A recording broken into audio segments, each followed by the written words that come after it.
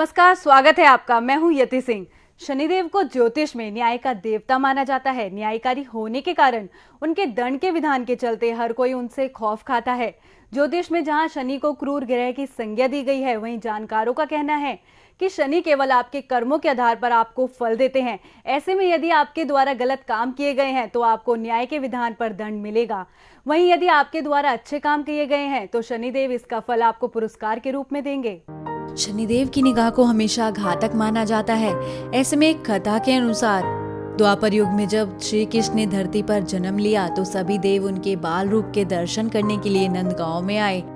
ऐसे में एक बार शनि भी श्री कृष्ण से मिलने आए तो मान्यता है कि श्री कृष्ण ने उन्हें नंदगांव से करीब 2 किलोमीटर दूर कोकिला वन में रोक दिया और कहा कि समय आने पर स्वयं मैं तुमसे मिलूंगा।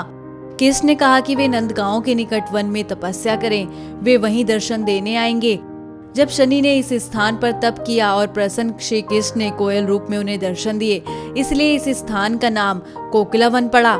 साथ ही कृष्ण ने शनिदेव को आशीर्वाद दिया कि वे वहीं विराजमान हो और इस स्थान पर जो भी दर्शन करेगा उस पर शनि की दृष्टि वक्र नहीं होगी, बल्कि उनकी इच्छा पूर्ति होगी। मिलता है इच्छित वरदान। श्री कृष्ण ने स्वयं भी वहीं पास में राधा के साथ मौजूद रहने का वादा किया। यही स्थान आगे चलकर शनिदेव का प्रसिद्ध धाम बन गया, जो आज शनिदेव के प्रसिद्ध मंदिरों में से एक है, जहां हर शनिवार को हजारों की संख्या में भक्त शनिदेव के दर्शन करने और इच्छित वरदान मांगने आते हैं। दुनिया के प्राचीन शनि मंदिरों में से एक है शनि धाम। जानकारों के अनुसार उत्तर प्रदेश में कृष्ण के ब्रज मंडल में शनिदेव का एक सिद्ध स्थान कोसीकलान गांव है। शनिदेव का एक सिद्ध स्थान कोसीकलाओं के पास कोकिला वन के नाम से प्रसिद्ध है। ये स्थान कोसी से लगभग 6 किलोमीटर दूर है और नंदगांव से करीब 2 किलोमीटर दूरी पर है। यह शनि मंदिर दुनिया के प्राचीनतम शनि मंदिरों में से एक माना जाता है। यहाँ शनिदेव दंड देने की जगह इच्छित वरदान देने की भूमिका में आते हैं।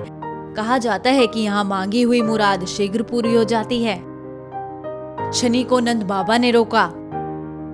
इस मंदिर से जुड़ी एक अन्य कथा के अनुसार कहते हैं कि भगवान श्री कृष्ण के समय से स्थापित इस मंदिर को स्वयं कान्हा के वरदान के बाद यहाँ स्थान मिला था।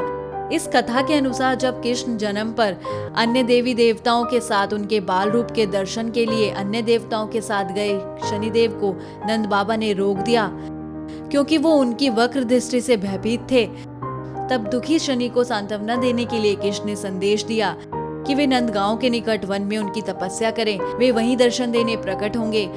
तब शनि ने इस स्थान पर तप किया और प्रसन्न श्री कृष्ण ने कोयल रूप में उन्हें दर्शन दिए, इसीलिए इस स्थान का नाम कोकिला वन पड़ा।